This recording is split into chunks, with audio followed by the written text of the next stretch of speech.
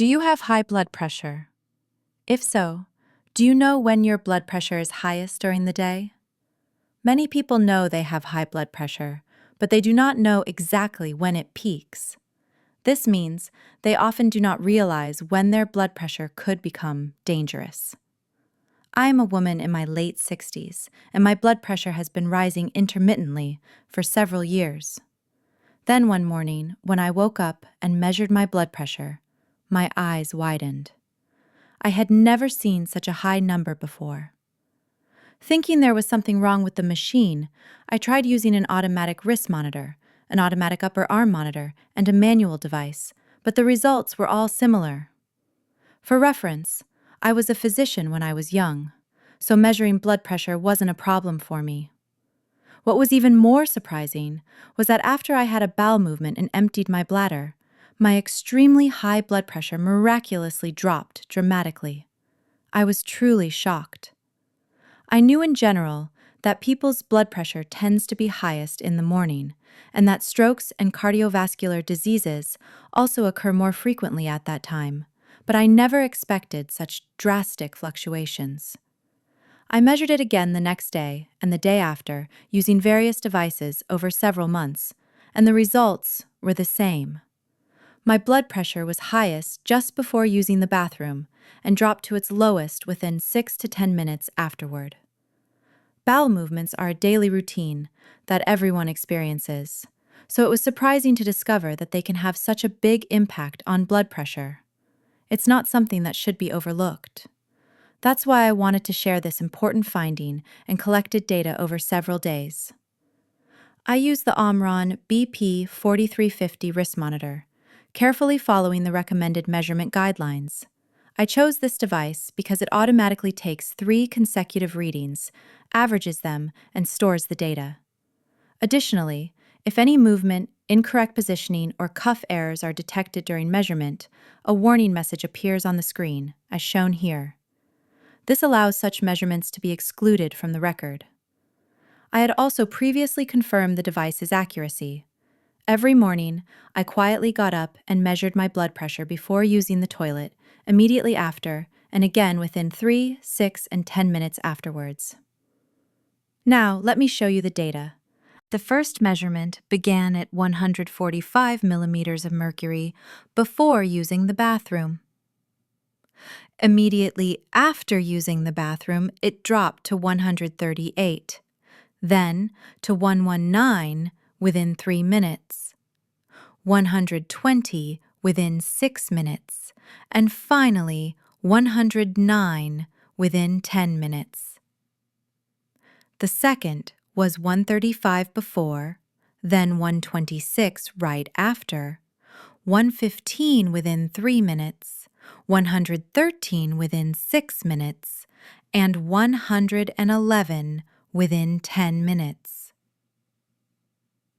The third started at 130, dropped to 116, then 112, 116, and finally 104. The fourth began at 144 and gradually decreased to 127, 128, 114, and 116. The fifth was 141, followed by 104, 93, 100, and 106. The sixth started at 142, then 128, 123, 120, and remained at 120 within 10 minutes. The seventh was the highest, starting at 159. It decreased to 126, then 118, 114, and finally 109. The next one began at 128, followed by 117, 116, 106, and 114. Then it was 119, decreasing to 109, 111, 104, and 97. Next, the reading started at 124, then fell to 106, 100, 98, and finally 94. After that, it was 128, followed by 119, 117, 102, and 103. Then it began at 144, dropped to 130, 127, 111, and 115.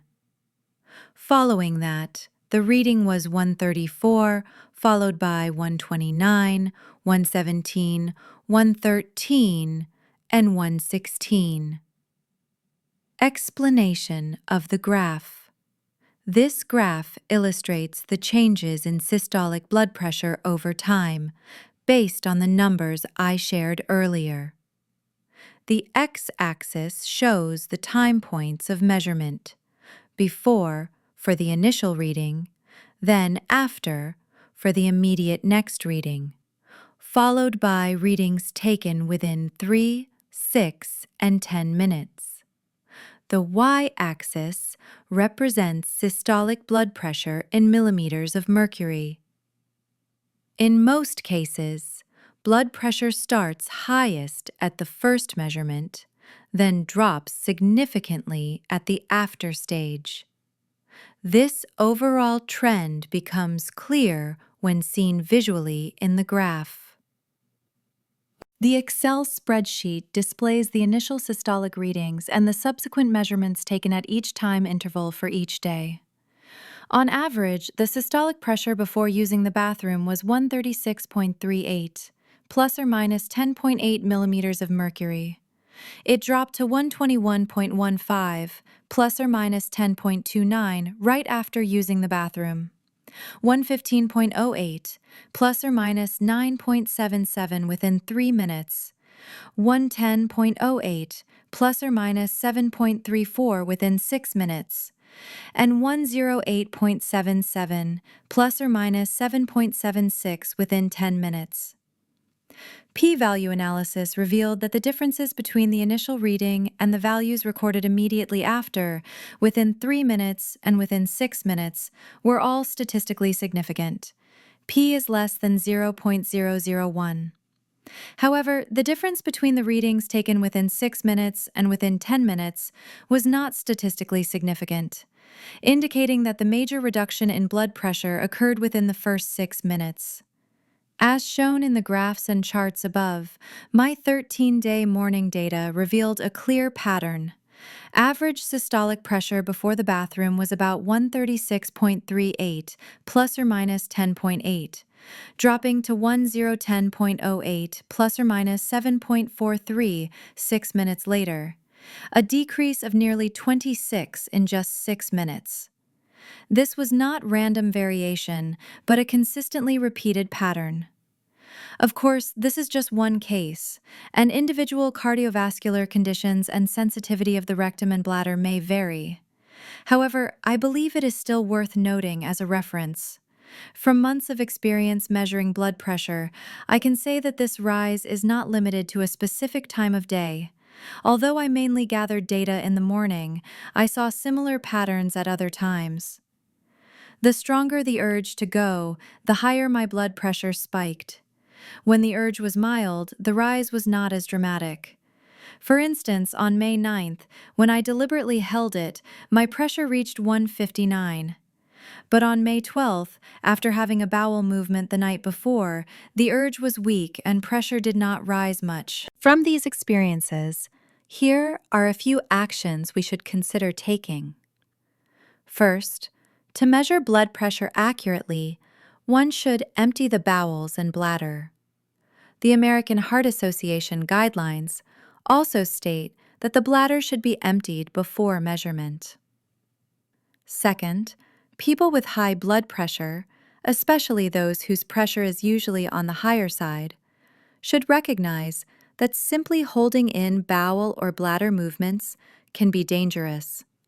It is well known that straining during a bowel movement is risky for those with cardiovascular disease.